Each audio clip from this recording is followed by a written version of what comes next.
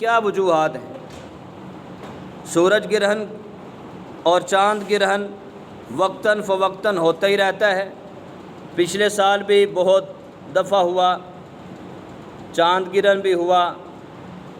ہمیں کیا کرنا چاہیے؟ شریعت کیا کہتی ہے؟ کیا یہ کوئی تماشے کی چیز ہے؟ نہیں۔ جب ہم رسول اللہ صلی اللہ علیہ وآلہ وسلم کی مبارک زندگی کو دیکھتے ہیں کہ حضور نے اپنی زندگی کے اندر سورج گرہن کے وقت کون سا عمل کیا تھا، چاند گرہن کے وقت کون سا عمل کیا تھا، ہم بھی وہی کریں گے۔ ہم بھی، تو تمام ساتھی بولے، ہم بھی کیا کریں گے؟ وہی عمل کریں گے۔ جو طریقہ میرے نبی کا وہ اللہ کو پسند ہے، جو طریقہ میرے نبی کا وہ 1400 سال سے چلا آ رہا ہے اور قیامت تک وہی چلے گا۔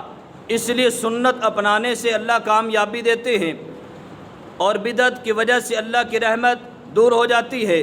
سنت زندہ کرنے سے اللہ خوش ہوتے ہیں۔ اور یہ نہ سمجھیے کہ یہ کوئی معمولی نماز ہے، صلاۃ الکسوف اور صلاۃ الخسوف۔ پہلے اس کا مطلب سمجھ لیجئے۔ ایک ہوتی ہے سورج گرہن کے وقت جو حضور نے نماز پڑھی، اور ایک ہوتی ہے چاند گرہن کے وقت جو حضور نے نماز ادا کی۔ سورج گرہن کے وقت جو نماز پڑھی حضور نے، اس کو صلاۃ الکسوف کہتے ہیں، کاف کے ساتھ، کاف سین واو فے کسوف۔ اور جو نماز حضور نے چاند گرہن کے وقت پڑھی اسے صلاۃ الخسوف کہتے ہیں، خا سین واو فے۔ یہ خسوف ہے، یہ کسوف ہے۔ یہ دونوں نمازیں میرے نبی صلی اللہ علیہ وآلہ وسلم سے ثابت ہے۔ حضور نے یہ نماز خود بھی پڑھی، صحابہ کرام کو پڑھائی، اور بہت لمبی نماز ادا کی۔ حضور نے پھر نماز کے بعد دعا اور استغفار کیا۔ کیوں؟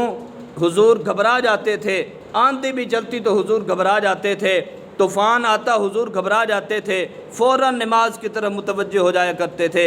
ہمیں سبق دیا کہ تمہارے اوپر بھی کوئی مصیبت آئے، کوئی پریشانی آئے، فوراً اللہ کی طرف متوجہ ہو جاؤ، فوراً اللہ کی طرف متوجہ ہو جاؤ، تو پھر ہمیں کامیابی ملے گی اور اللہ ہماری مصیبت کو دور کر دیں گے۔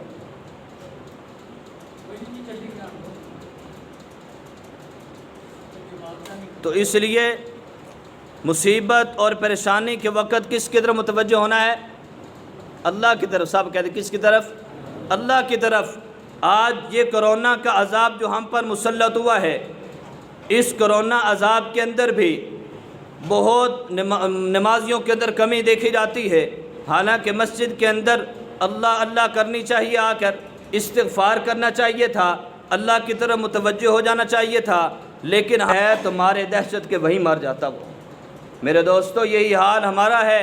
آج ہم اللہ سے دور ہو گئے، اسی لیے ہمارے اوپر مصیبتیں، پریشانیاں آ رہی ہیں۔ ہمیں اللہ تعالیٰ سے توبہ استغفار کرنا ہے، معافی مانگنی ہے۔ تو یہ سورج چاند گرہن جو ہے اللہ کی نشانیوں میں سے ایک نشانی ہے۔ کبھی اللہ پاک سورج کو چاند کے بالمقابل کر دیتے ہیں، یعنی یہ چاند جا رہا ہے، سورج اس کے آگے آ جائے گا، کبھی چاند آگے کبھی سورج پیچھے، کبھی سورج آگے کبھی چاند پیچھے، کبھی زمین کے آگے، کیونکہ یہ سیارے ہیں، زمین بھی سیارہ، چاند بھی، سورج بھی، اللہ پاک کی مخلوقات ہیں یہ۔ اللہ پاک جب چاہتے ہیں تصرف ان کے اندر کر دیتے ہیں۔ تو اس لیے ان کو تماشے، کھیل نہ سمجھیں، بلکہ یہ سورج گرہن اور چاند گرہن کے وقت ہم نے دیکھنا ہے کہ ہمارے پیارے نبی صلی اللہ علیہ وآلہ وسلم نے کون سا عمل کیا تھا۔ تو روایات میں آتا ہے، بخاری شریف، ترمذی شریف، نسائی شریف، مشکات شریف، یہ بڑی بڑی کتابیں احادیث کے حوالے میں آپ کے سامنے بیان کر رہا ہوں۔ حضرت انس بن مالک رضی اللہ تعالیٰ عنہ سے روایت ہے کہ رسول اللہ صلی اللہ علیہ وآلہ وسلم نے ایک دفعہ مسجد میں آئے، حضور بڑے گھبرائے ہوئے تھے، صحابہ بھی بیٹھے ہیں۔ حضور نے فرمایا کہ ایک نماز میں پڑھانے لگا ہوں۔ نماز شروع کروائی، اور وہ سورج گرہن کی نماز تھی جسے صلاۃ الکسوف کہا جاتا ہے۔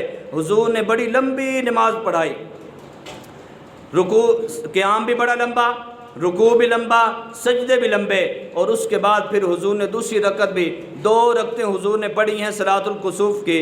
نماز پڑھنے کے بعد حضور نے پھر دعا مانگی، اللہ پاک سے استغفار کیا، توبہ کی کہ اے اللہ ہمیں ان مصیبتوں سے، پریشانیوں سے نجات عطا فرما، کیونکہ اس کے ذریعے سے مصیبتیں اور پریشانیاں آتی ہیں، تو ہمیں ڈرنا چاہیے، اللہ سے توبہ استغفار کرنی چاہیے۔ انشاءاللہ ابھی ہم بھی نماز ادا کریں گے، جس کو صلاۃ الکسوف کہتے ہیں۔ نیت ہم یوں کریں گے، 2 رکعت نماز صلاۃ الکسوف، 2 رکعت، سب بول لیں، 2 رکعت نماز صلاۃ الکسوف واسطے اللہ تعالیٰ کے، پیچھے اس امام کے۔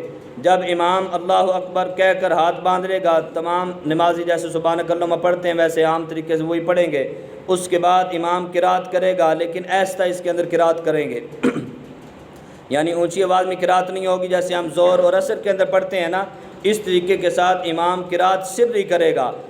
تو وہ جب قرات کرنے کے بعد فارغ ہو، رکوع ہوگا، رکوع کچھ لمبا ہوگا، اس کے اندر آپ سب نے تسبیح پڑھنی ہے، سبحان ربی العظیم، توجہ کے ساتھ کہ میرا رب بڑی عظمت والا ہے۔ سبحان ربی العظیم کا کیا معنی؟ میرا رب بڑی عظمت والا ہے۔ یہ نیت کر کے ترجمے کو سوچ کر ہم یہ نیت پڑھیں گے۔ اس کے بعد سجدوں کے اندر بھی اسی طریقے کے ساتھ سبحان ربی الاعلیٰ بار بار ہم پڑھتے رہیں گے۔ اس کے بعد دوسری رکعت ہوگی، وہ بھی اسی طرح ادا کی جائے گی، اور سلام پھیرنے کے بعد پھر دعا ہوگی۔ اللہ پاک ہم سب کو اپنی طرف متوجہ ہونے کی توفیق عطا فرمائے، آمین کہہ دیں۔ اور اللہ ہم سب کو ہر قسم کی مصیبت اور پریشانی سے بچائے، اور ہمیں رسول اللہ صلی اللہ علیہ وسلم کی سنت کے مطابق عمل کرنے کی توفیق عطا فرمائے، کیونکہ یہ نماز سنت سے ثابت ہے، حضور نے خود بھی پڑھی ہے، صحابہ کرام سے بھی پڑھوائی ہے۔ وآخر دعوانا ان الحمد للہ رب العالمین۔